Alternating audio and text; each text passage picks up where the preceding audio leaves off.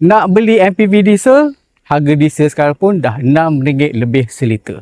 Lepas tu kalau nak beli MPV yang biasa official import tu, harga dia dah lebih setengah juta. So aku rasa GWM WG9 ni adalah compromise yang paling best. Kenapa? Ini 5 sebab dia. Yang pertama, dia punya design. Kau tengoklah dia punya grill ni inspirasi daripada waterfall. Besar dan warna krom. Kita tengok pula dekat bahagian tepi, dia punya bukaan pintu ni sesuai untuk sesiapa saja. Untuk budak, untuk warga emas sebab dia punya lantai rendah. Desain lampu belakang ni memang nice sebab diinspirasikan daripada pokok buluh. Lepas tu, dia punya ruang kargo, walaupun 7 orang duduk, dia masih ada lagi ruang yang besar untuk kau letak beg.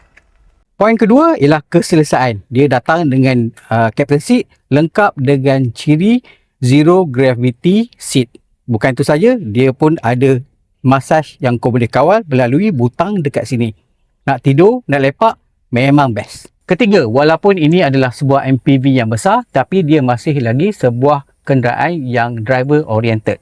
Aku bawa daripada KL ke Kuantan, memang sedap. Power pun cukup dan orang dekat belakang boleh duduk dengan selesa. Kereta ni pun ada 5 mod pemanduan, iaitu ada Eco, Sport, All-Wheel Drive, Normal dan Snow. Walaupun kat sini tak pernah ada Snow.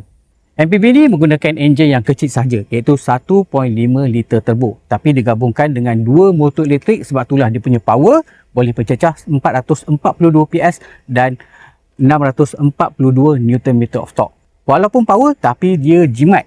Satu tank boleh pergi lebih 1000 km. Tapi depends atas macam mana kau bawa lah. Poin kelima dan paling win sekali ialah dia punya harga. Korang boleh memiliki sebuah WG9 pada harga cuma RM270,000 sahaja. Dalam harga tu, korang boleh dapat free service selama 5 tahun.